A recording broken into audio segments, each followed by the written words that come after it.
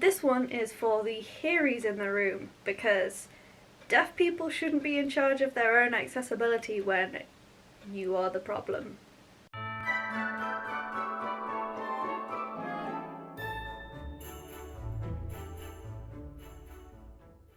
I know, how rude. If you don't know what dinner table syndrome is, it is when deaf people are left out of the conversation around a dinner table because of the inaccessibility of the hearing world. And this is especially a problem at Christmas and other holidays where a meal is a part of it. This is because when families get together, it's sometimes family members that you don't see all the time. So you're maybe not used to their speech patterns, you're not used to lip reading them, they're not used to accommodating for deaf people, and that can be a problem. So I'm going to tell you how to avoid all of that. I'm going to start with my biggest pet peeve. So my biggest pet peeve is when people not talk with their mouth full. That doesn't really bother me so much. It's that you talk with your mouths full, but then do this. Why? Just finish what you're eating and then say it, or say it before you put the food in your mouth. Like, it can wait, because I'm going to have to ask you to repeat what you said anyway, so you might as well save time. Plus there is that whole manners thing. Some people really don't like seeing the food you've got in your mouth, but just don't do this. Make sure that you have the deaf person's attention.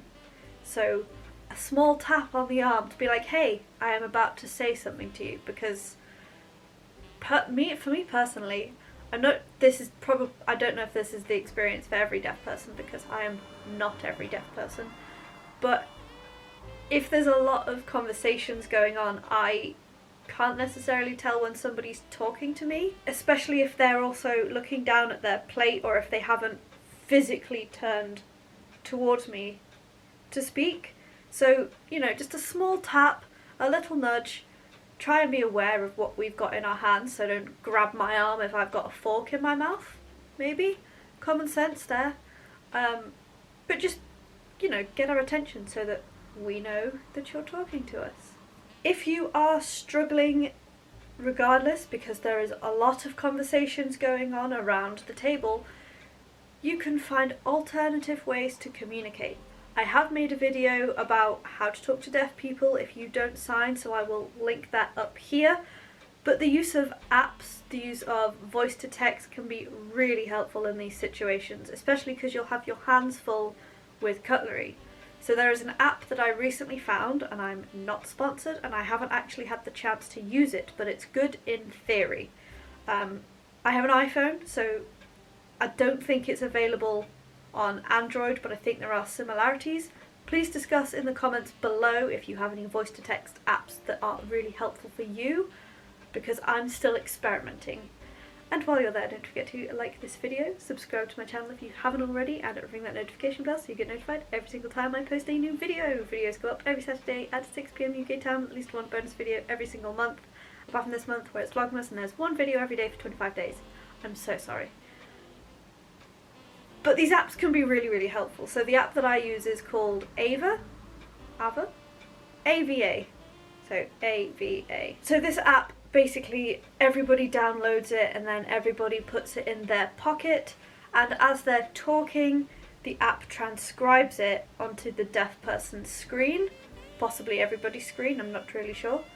And then each person has a different colour, so you can see who's talking and who's saying what. There are some downsides because people will forget that they've got it on and they won't turn it off, so you will get the interference from that. But it is helpful if you're having a big round discussion around the table and you just need a little bit of extra help. Depending how above and beyond you want to go, you could get small sign language cards printed with very basic signs. You could encourage your dinner guests to learn some sign language, so the alphabet.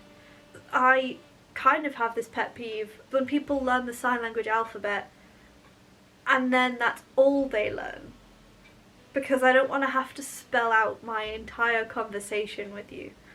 But learning that so that you can just spell some keywords that I'm not understanding, that I can't hear, you've repeated 4 or 5 times. Synonyms also haven't been heard. Spell it out. Great, perfect. That's what fingerspelling is for.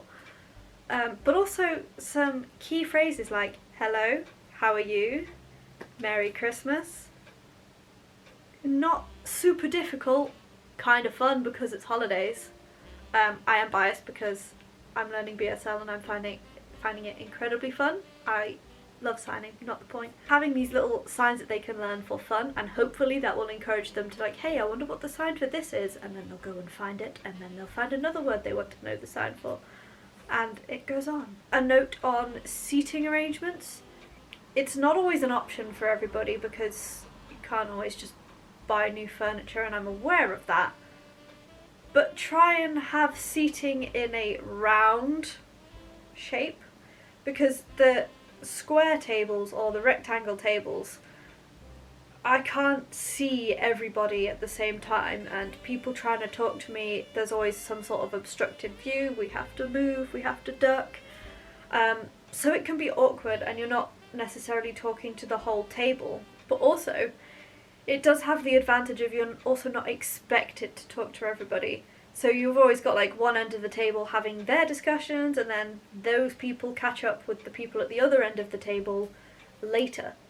And you can always move around in chairs and seating arrangements. You can always move those around, but depending what you want from your Christmas dinner or any dinner, because this isn't just about Christmas just because it's Vlogmas. Consider a round table or a circular seating arrangement if you want everybody to talk to everybody. If not, don't worry about it. Something else to consider is not having background music. I understand the need and the want for background music because sometimes just talking in silence is uncomfortable. You need something to fill any awkward silences. But with deaf people, any excess noise makes it so much harder to communicate with people. So when I had my hearing aided test, so it's like a hearing test that you have your hearing aids in, they look at levels of background noise and they see how many words you can pick out without lip reading with different levels of background noise. In no background noise, I pick up about 70% of the words. When there is background noise that is half the level of what I'm trying to focus on, I hear 50% of the words. And then when the background noise is the same level as what I'm trying to hear, I hear 25% of the words. And that's with my hearing aids in.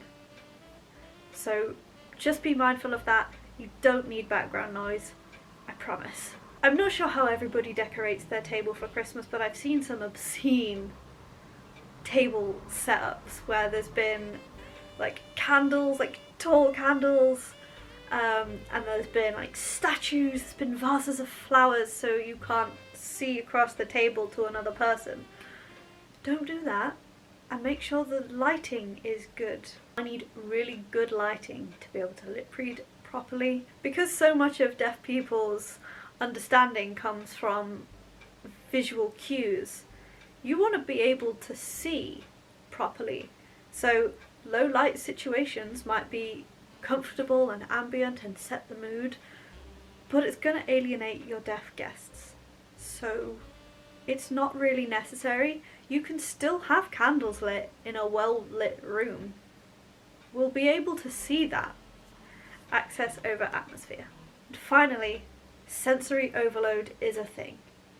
If you can see that we are talking to somebody and maybe it's been a little bit of a struggle and then that conversation finishes, give us a minute. When I'm experiencing sensory overload because everything is loud, there's people trying to talk to me, and there's so much that I'm trying to do, like I've been lip reading for so long, I don't actively seek out conversation, so I'm not going to be looking around the table.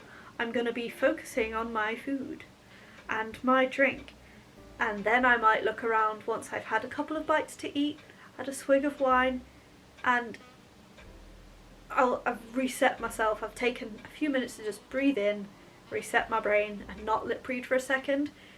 Give us that time. If you see that we've just finished a conversation with somebody and now our head is buried in our food, whatever you have to say can probably wait. Or maybe just a little tap like, you okay? I'll be like, yeah, I just need a minute. Try not to put too much pressure on us to have deep conversations every second of the dinner table experience, because it's exhausting. So those are all my tips for avoiding dinner table syndrome this Christmas and any other holiday or event or dinner party that you may choose to throw. I hope this has helped, so don't forget to like this video, drop a comment down below if I have missed anything, if you want to add anything to the conversation, or if you have any questions. Subscribe to my channel if you haven't already, and ring that notification bell so you get notified every single time I post a new video. Videos go up every Saturday at 6 PM UK time, with at least one bonus video every single month, apart from this month, which is Vlogmas, and there are 25 videos in 25 days. See ya!